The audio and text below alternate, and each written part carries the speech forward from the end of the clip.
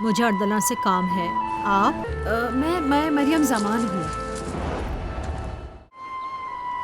मैं डिस्चार्ज होना चाहती हूँ।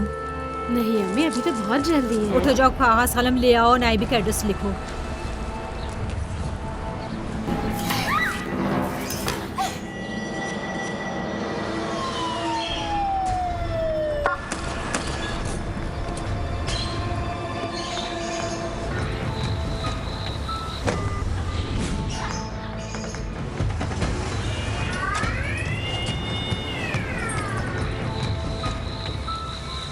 ये तो नाइबी का घर है।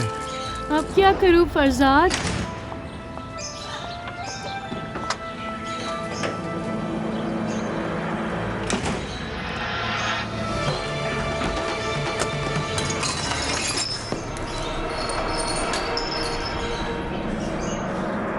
वो जानता था कि वो खत मैंने ही लिखा है, इसलिए मेरी जान लेना चाहता था। मैं अगर बर्बाद हो गया तो तुम्हें भी बर्बाद कर दूंगा सर। बहुत से मैं फाड़ देता हूँ, परेशान ना हो। ये लीजिए, खुश। कल जब मैं बकरी की तरह जमीन पर बैठकर चेक के कागजात उठा रहा था तो अपने आप से मैंने कहा कि इससे बुरी चीज नहीं हो सकती कि एक बाप अपनी बेटी के सामने घुटनों पर चलते हुए अपनी जिंदगी भर की गंदगी को समेटे। मैं अपने आप से शर्मिंदा हूं मोहम्मद जवाद, अपनी बेटी के सामने जलील हो गया।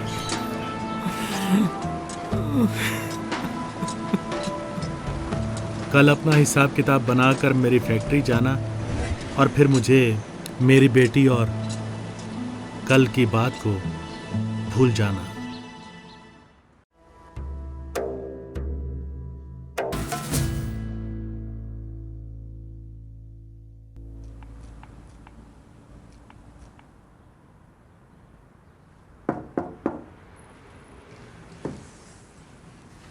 अस्सलाम वालेकुम अरे, बाबा। बैठो बैठो, बैठ जाओ।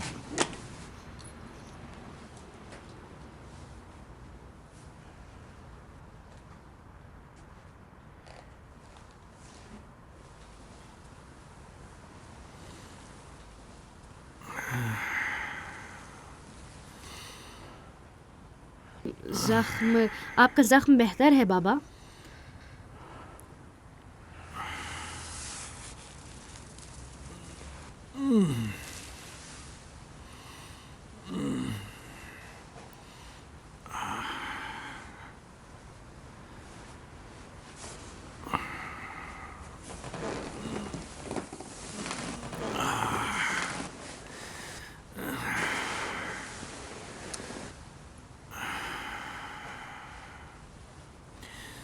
मेरा चेहरा कैसा लग रहा है? अट्रैक्टिव। सही बताओ बेटी। मैंने भी मजाक थोड़ी किया है। धोखेबाज लग रहा हूँ? धोखेबाज पता नहीं। मतलब गुंडा लग रहा हूँ? हाँ, अट्रैक्टिव गुंडे। और झूठा लग रहा हूँ? नहीं। तो फिर मुझसे सुनो फरजाद, मेरी जवानी है। अभी रुको, अभी मेरी बात तमाम नहीं हुई। जब फौजी ट्रेनिंग के दौरान तुम्हारे परवेज मामू मरहूम से मुलाकात हुई थी तो तब मैं समझा कि 100 करोड़ को छुटा कहा जाता है। उस वक्त सर पर सवार हो गई और मरियम और अम्मी सबको भूल गया।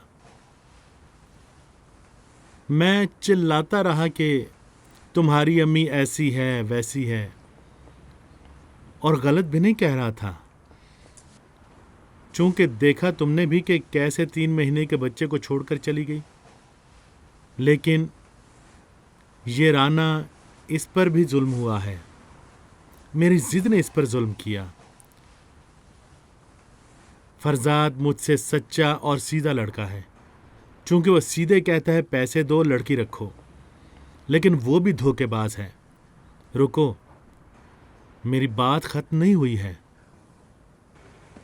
लेकिन मैं नहीं चाहता कि तुम हर चीज पर यकीन कर लो, चूंकि उसको जब पैसे मिलेंगे तो वो गायब हो जाएगा। तुम कहती हो नहीं, ठीक है 10 दिन इंतज़ार कर लो, लेकिन मैं खुद इंतज़ार नहीं कर पा रहा हूँ। सुबह से अपने आप से लड़ रहा हूँ कि कैसे अपनी बेटी से पूछूं कि उस घर में वो क्या कर रही थी।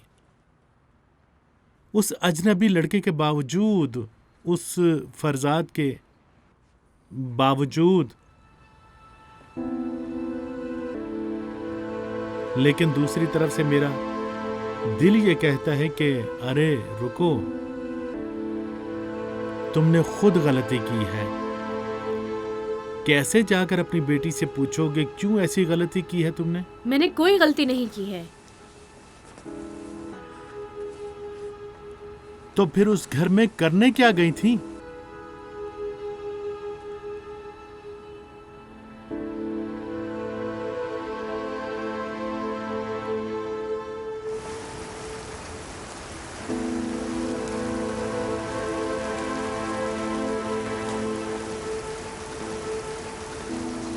जी बता दूंगी।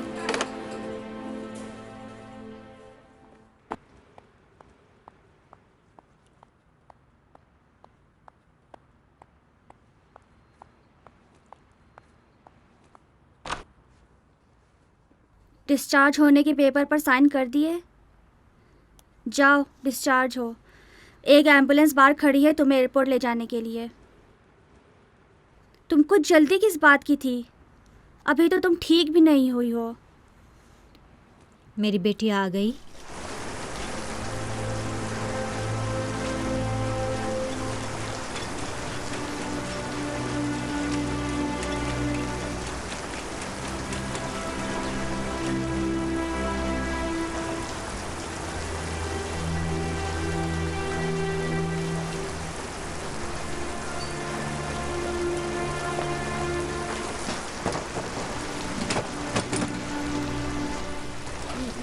मेरी बेटी कहाँ है? पीछे हटो।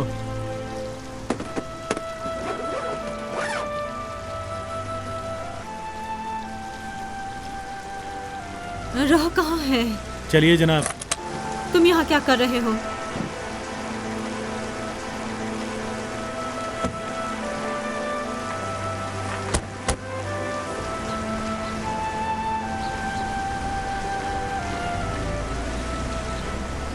किस लिए आए हो? इसलिए कि तुमने रहा को जिसके पास भेजा था वो अब इस दुनिया में नहीं है। क्या मतलब? मतलब नाइबी मर चुका है, कत्ल किया जा चुका है। तुमने मारा है? नाइबी की बिला वजह की तरफदारी मत करो। मैं कातिल नहीं हूँ। रहा उसकी लाश पर मिली है। 1 मिनट बस लेट पहुंचा होता तो नाइबी के लोगों ने चाकू से रहा को भी ख़त्म कर दिया होता, बजाय इसके कि वो चाकू मुझे लगे, रहा को लग चुका होता। हक है तुम्हारा, तुम्हारा हक है। तुम कभी अम्मी नहीं बनी। परसों जब मुझसे कहा मुझे नहीं चाहती, रहा की बात कर रहा हूं, तो खुद गर्जी महसूस करने लगा था कि क्यों वो मुझे नहीं चाहती है, मेरी बेटी मुझे नहीं चाहती है। ठीक है, जब तुम्हें नहीं चाहती है तो उस औरत के हवाले कर देता हूं ताकि अपने साथ लेती जाए। इंसान ही तो है, खुद गरज है, खुद पसंदी है। 1 सेकंड के लिए मैंने सोचा कि अगर तुम्हारी नहीं है वो क्यों अपने पास रखूं। भूल गया था कि इश्क का मतलब जलना और जलाना दोनों होता है। भूल गया था कि महबूब की नाराजगी को बर्दाश्त करना चाहिए। फिर याद आया कि मेरी बेटी मुझे क्यों नहीं चाहती है, क्यों दूर है। अब मैं जल कर जीना चाहता हूं। बेटी की नफरत में जल कर जीना चाहता हूं। मुझे नहीं चाहती है तो क्या हुआ, मैं तो चाहता हूं। उसके पास अकल नहीं है, मैं तो आकिल हूं।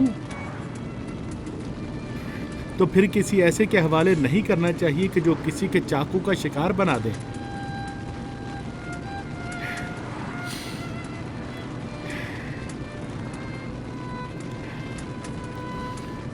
मैं चाहता हूं इस दौरान जितना कमाया है सब अपनी गलती और कसाफतों को सुधारने में लगा दूं,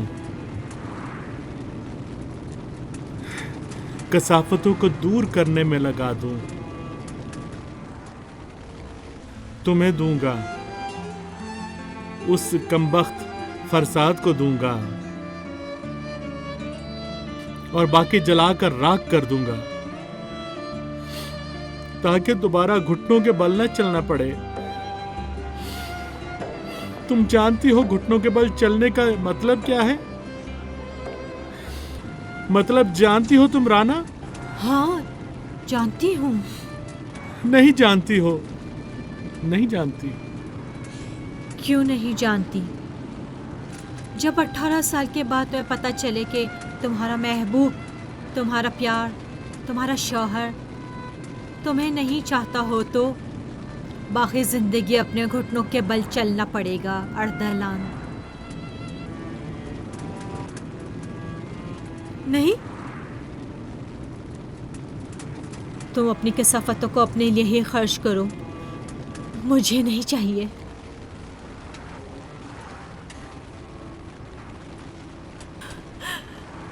घुटन हो रही है, हवा चाहिए, घुटन हो रही है।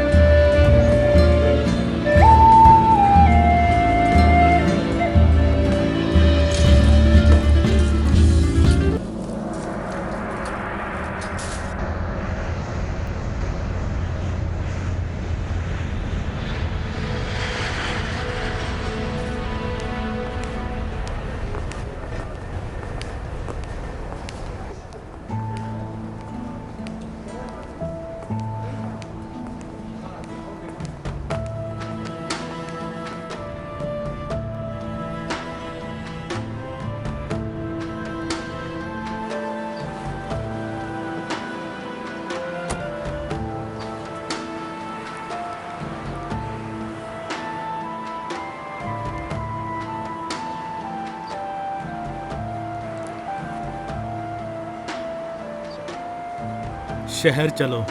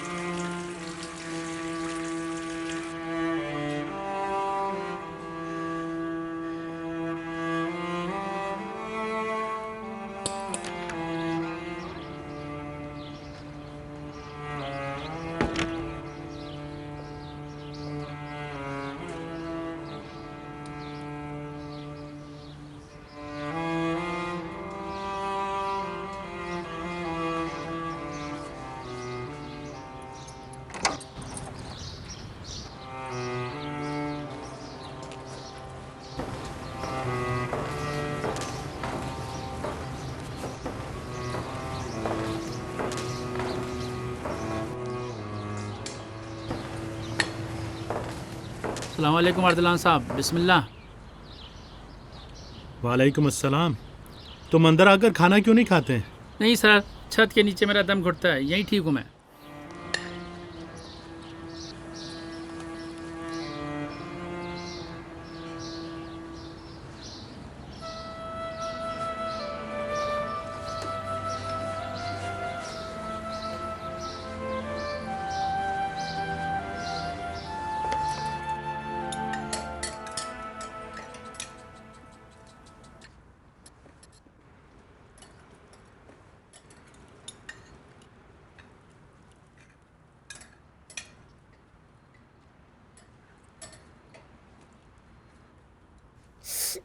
इतना नमक है। तुम्हारी हंसी भी हमारे लिए जहर लगती है। ये भी हंस रहा है। खुदा तुम्हें खुश रखे हमेशा।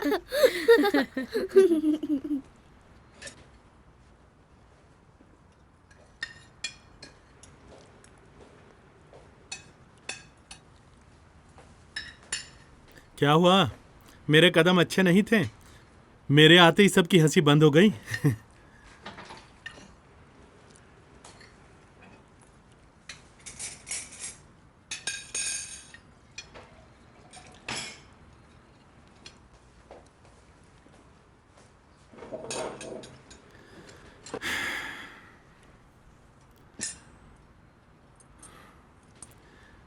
ये यहीं पर रहने देना, बाद में इस सिलसिले में बात करेंगे। अब इसके बाद नाश्ते और खाने में मेरी प्लेट भी लगा देना। हम सब एक फैमिली हैं।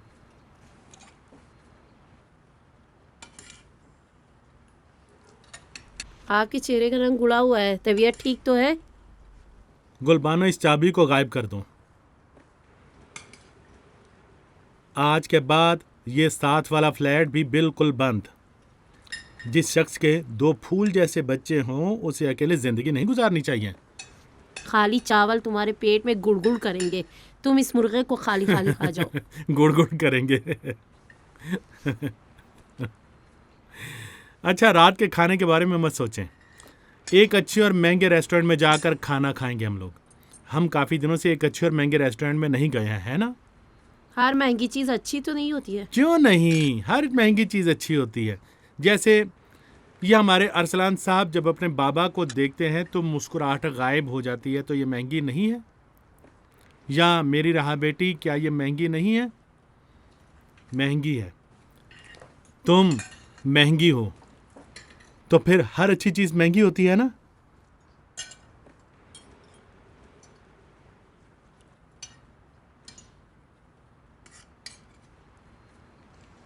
बहादुर से कह दो मेरा बेड उस बिल्डिंग से यहाँ ले आए। ये बीच वाले कमरे में एक तरफ अरसलान और दूसरी तरफ रहा। मैं अपने बच्चों के साथ रहूंगा इसके बाद। वो कमरा छोटा है हमारे लिए। मेरे जाने के बाद वहाँ आ जाइएगा। तुम्हें कहीं नहीं जाना है बेटी। क्या मतलब नहीं जाना है? अरे आपने मुझसे और अम्मी से वादा किया था कि तुम्हारी अम्मी एक अच्छी कुर्सी पर एक अच्छे प्लेन में बैठकर ऑस्ट्रिया की तरफ निकल चुकी हैं। कुछ देर में वहां पहुंच जाएंगी। यकीन ना हो तो उनके घर फोन करके देख लो ताकि मुतमईन हो जाओ कि पहुंच गई हैं।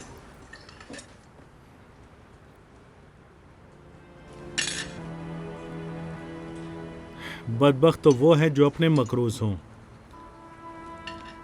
लेकिन अगर चली गई और तुम्हारी जबानी और जिंदगी बर्बाद हो गई तो खुदा का मकरूज हो जाऊंगा। तुम क्यों ऐसे मुझे देख रही हो? मैं खुद से नहीं लड़ सका। मेरे लिए मामूली फर्क नहीं हो। तुम मेरी बेटी हो, तुम मेरी जान हो। बुरा था मानता हूं, गुस्सा किया मानता हूं, लेकिन तुम्हें दिल से चाहा। ये तो मानो कि तुम्हें और अरसलान को चाहा। तुम्हें भूल नहीं सकता। काम छोड़ सकता हूं, पैसे छोड़ सकता हूं, आंखें छोड़ सकता हूं, लेकिन अपने बच्चों को नहीं। सच पूछो तो मेरे बच्चे मेरे साथ होने चाहिए। ये जो मैंने कहा था तुम अपनी अम्मी के साथ चली जाना, तो ये मेरी गलती थी। मैं समझ रहा था ये काम कर सकूंगा, लेकिन नहीं कर पाया। अपने लिए नहीं, चूंकि मोहब्बत, प्यार और इश्क उस औरत में नहीं देख सका। मैं तुम्हारी कसम नहीं देखा। देखो रहा, मुझे लगता है तुम्हारी जबान समझ सकूंगा। तुम्हारी कसम, मैं राना के साथ रहने को तैयार था। तुम्हारे लिए राना के साथ रहना मुझे गवारा था। मुझे बस तुम थोड़ा सा मौका दे दो ताकि समझ सको कि तुम्हारे मुकाबले में नहीं हूं। मैं नहीं कहता दूसरा मुल्क अच्छा है या बुरा है, हरगिज़ ऐसी बात नहीं मैं बोलूंगा। मैं बस ये कहता हूं कि हर बच्चे को माँ बाप के साए की जरूरत है। लेकिन राना रुकने के लिए तैयार नहीं हुई। 6 साल पहले भी मैं उससे अलग नहीं होना चाहता था, लेकिन होना पड़ा। ठीक है, तुम बाहर जाना चाहती हो, ठीक है जाओ, लेकिन अकल से सोचो, सोच समझ कर शादी करो किसी शरीफ लड़के से जो तुम्हें खुश रख सके। क्या पता उसके बाद कोई फैसला करेंगे, लेकिन इस वक्त नहीं। रहा, मुझसे झगड़ा शुरू मत करो, चूंकि अब लड़ाई झगड़े की हिम्मत नहीं है मुझ में। मैं अपने बच्चों का सौदा नहीं करूंगा। कहो अच्छा मेरी बेटी।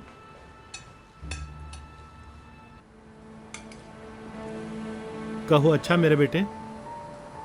अच्छा।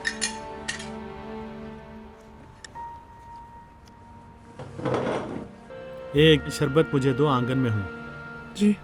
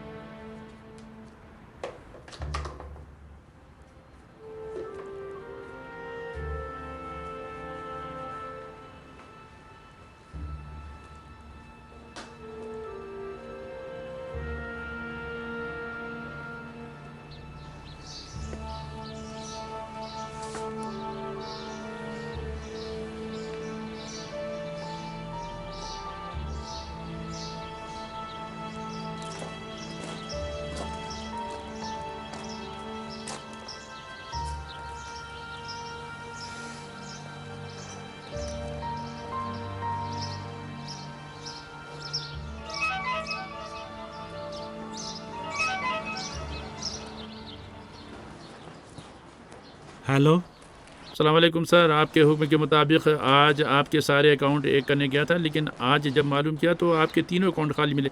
सर अभी आपके अकाउंट का फैक्स भी मिल गया है, आपके तीनों अकाउंट खाली हैं और तीनों अकाउंट के चेकों पर सुशा बैनी के साइन है, आपका पुराना अकाउंट मैनेजर, और सारे पैसे पिछले 3 दिन में निकले हैं और अभी आपकी साइन से। अब आप बताइए आपका क्या हुक्म है।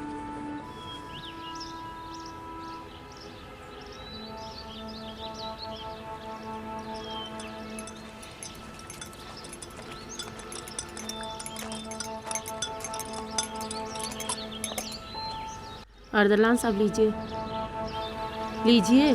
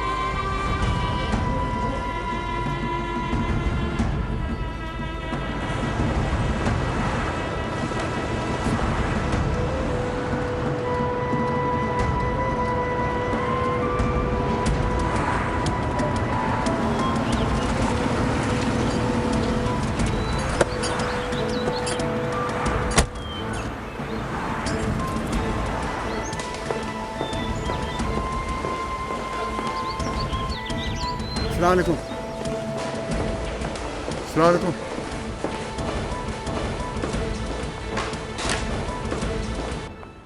सलाम sir. Archive manager, archive manager, archive manager, कहाँ हो? अस्सलाम वालेकुम सर। देखो कोई एड्रेस उस सोशा बयानी का मिलता है, देख के बताओ।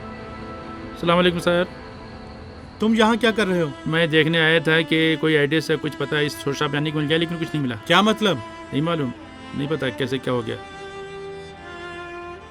लेकिन ये जानता हूँ उसका खालाजाद भाई आपके दोस्त की फैक्ट्री में काम करता मेरा है। दोस्त कौन? मोहम्मद जवाद। सर कहिए तो मैं थाने में शिकायत दर्ज करा दूँ।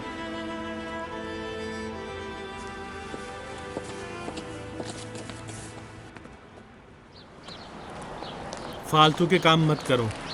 पुलिस यहाँ नहीं आनी चाहिए। मैं मोहम्मद जवाद के पास भी नहीं जाऊंगा। मैं नहीं चाहता कि किसी को कुछ भी पता चले।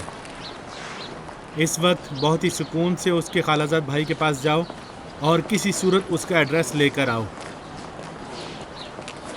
कहो अच्छा, बड़े सुकून से जाओ।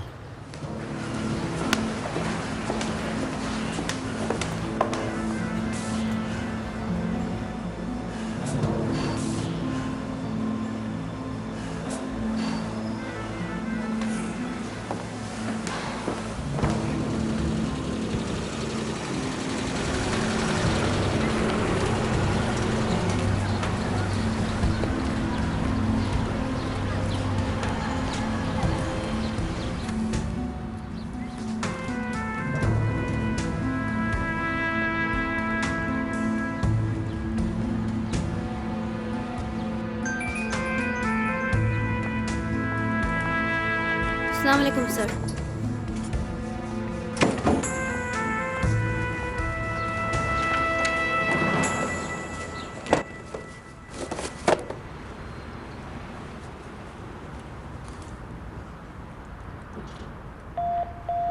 सर कोई साहब आए हैं, उन्हें आपसे काम है।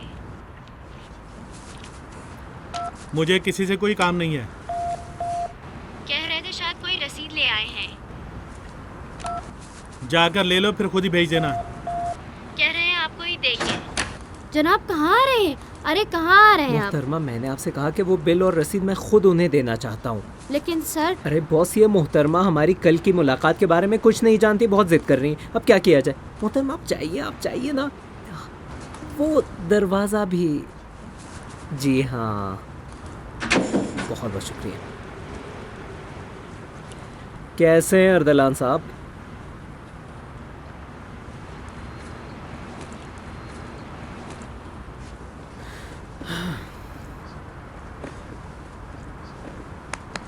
बेहतर हैं?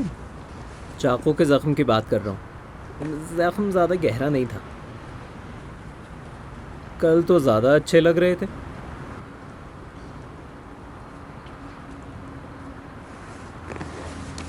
वादा खिलाफी तो नहीं? नहीं वादा खिलाफी तो नहीं करेंगे। तुम्हारी बेटी का मुस्तकबिल कहाँ, मेरा बिल कहाँ? हाँ भाई, वैसे तुम्हारी बेटी की कीमत कहीं ज़्यादा है। चले छोड़ें ये सब फालतू की बातें।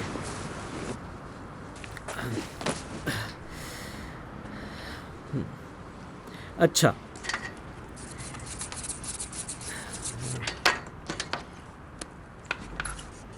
एक घर, अलबत्ता पॉश इलाके में नहीं, जहाँ रहता हूँ बीच शहर में, एक फ्लैट मेरे लिए, अम्मी के लिए और लैला के लिए। नहीं, एक फ्लैट मेरी अम्मी और लैला के लिए, और एक मेरे लिए। अगर कल शादी करना चाहूँ तो कम से कम किसी छत के नीचे तो जा सकूँ। एक गाड़ी, वो भी सिर्फ तुम्हारी गाड़ी जैसी हो, 4 व्हील ड्राइव।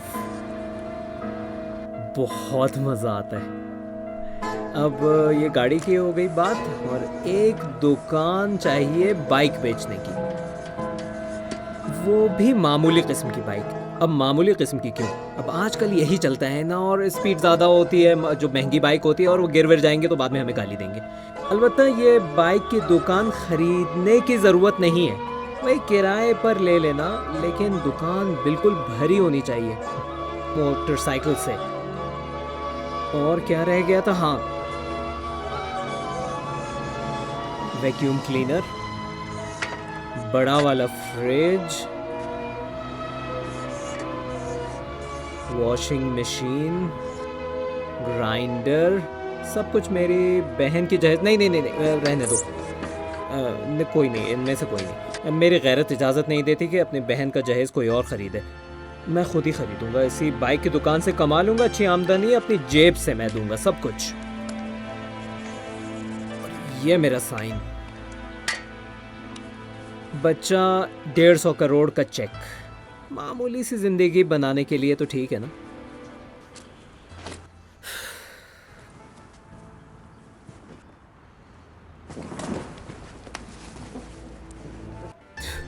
जो लोग किसी की जान लेते हैं वो समझते हैं सामने वाले से सुकून मिल गया और कोई कुछ समझेगा नहीं, लेकिन वो गलत समझते हैं। बिलाखिर कहीं ना कहीं सब समझ जाते हैं। मुझे यकीन है सब समझ जाएंगे। अगर कोई ना समझता तो इसी वक्त तुम्हारी जान ले लेता, मैं यही दफन कर देता तुम्हें।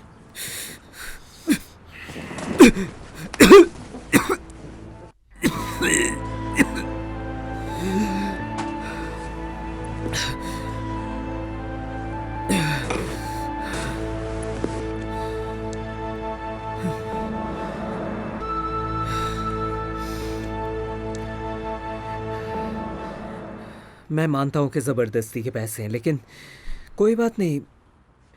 ये सब बातें बोझ उतारने के लिए की हैं तुमने। सुकून मिल गया तुम्हें? मेरा अकाउंट बिल्कुल खाली है। देखो मेरे दोस्त, मैं तुम्हारा दोस्त नहीं हूँ। मैं भी तुम्हारा दोस्त नहीं हूँ। क्या समझते हो, हैं?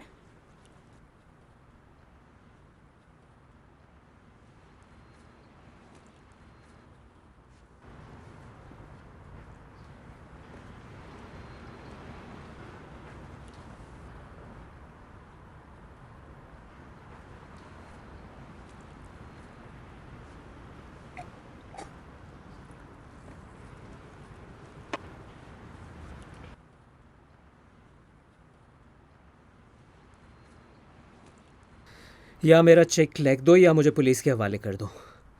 वहाँ जाकर सज़ा झेल लूँगा, लेकिन निकलने के बाद तुम्हें बहुत तंग करूँगा। देख लेना, तुम्हें छोड़ूंगा नहीं, क्योंकि तुम्हारी लड़की मेरे साथ है। याद रहे। याद तो है ना उस दिन वो कमबख्त लड़का जो तुम्हें बार बार बॉस कह रहा था, वो कत्ल जो हुआ था, वो मुसलसल तुम्हें बॉस बॉस बॉस बॉस कह रहा था। अलबत्ता भाई मैंने कुछ सुन लिया वहाँ पर। हाँ भाई, उसके बदले कोई चेक दे दो, या तो फिर लड़ाई झगड़ा शुरू किया जाए तुमसे। जल्दी करो, जल्दी करो, चेक दो मुझे। मेरे पैसे ले गए हैं। मेरा चेक लिखो। चेक चाहिए? ठीक है।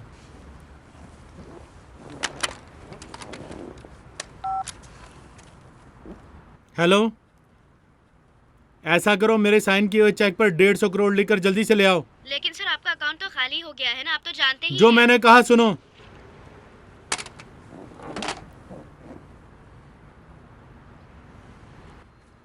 अभी तुम्हारा चेक आ जाएगा, लेकर चले जाना। वाकई? वाकई। तो फिर ये जो कह रहे थे मेरा अकाउंट खाली है, तो सब झूठ था ना? एक तीर ऐसे ही चला दिया, शायद लग जाए ना।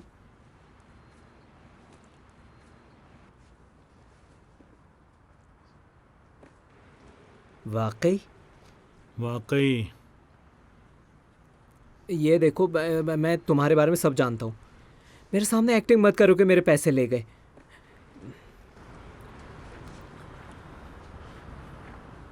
क्या हुआ? सारे पैसे ले गए? ले कौन गया? सब के सब?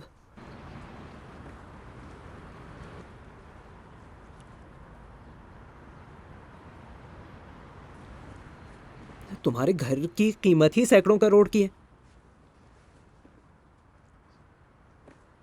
ओ, तुम्हारी बेटी कह रही थी कि शायद बैंक के गिरवी में।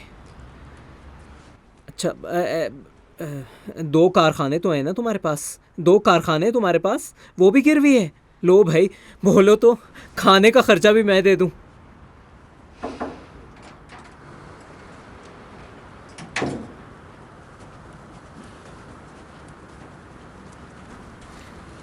सर ये लीजिए चेक,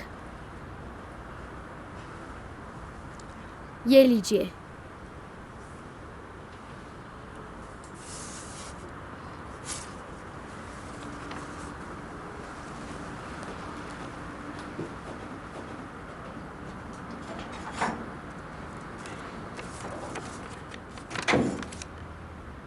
एक फटा हुआ कागज।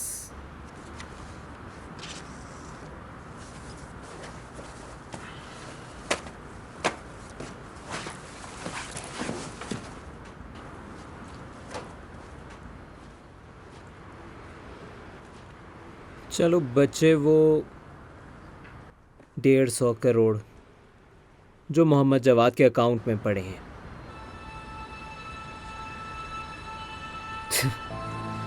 हैरान रह गए ना?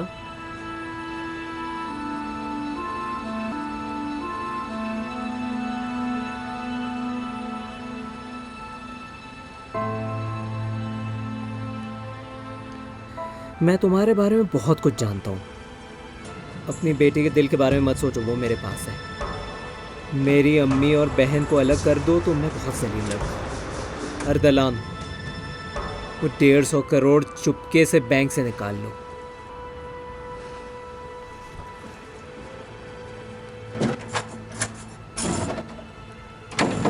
ये बात कैसे जानता है?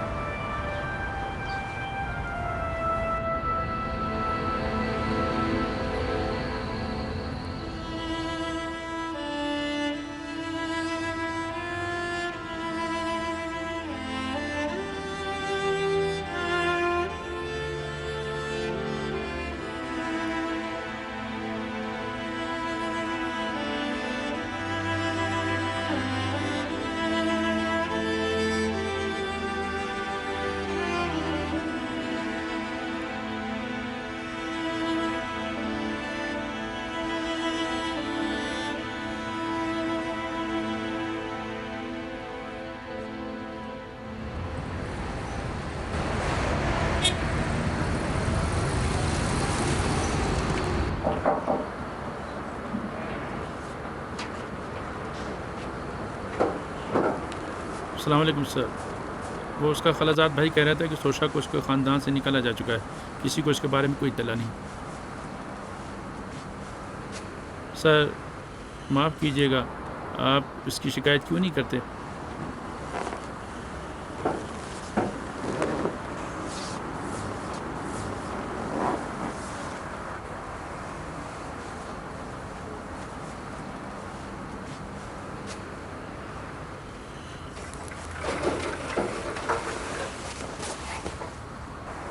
तुम चेक करो कि घर और कारखाने के सिलसिले में बैंक को कितने पैसे देने हैं।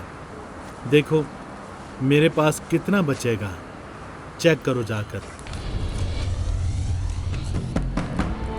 अगर मुझे नहीं जाने दी तो रुक तो जाऊंगी, लेकिन मरियम को आपसे अलग कर दूंगी। मैं जाकर अदलान से ये बोलूंगा कि बेगैरत या बागैरत जैसे भी रहना हो रहो, लेकिन मेरे घर वालों से दूर रहो। क्यों मेरे बाबा को जाल में फंसा रही हो? मैं मुनासिब नहीं समझती कि रहा मेरे स्कूल में रहे।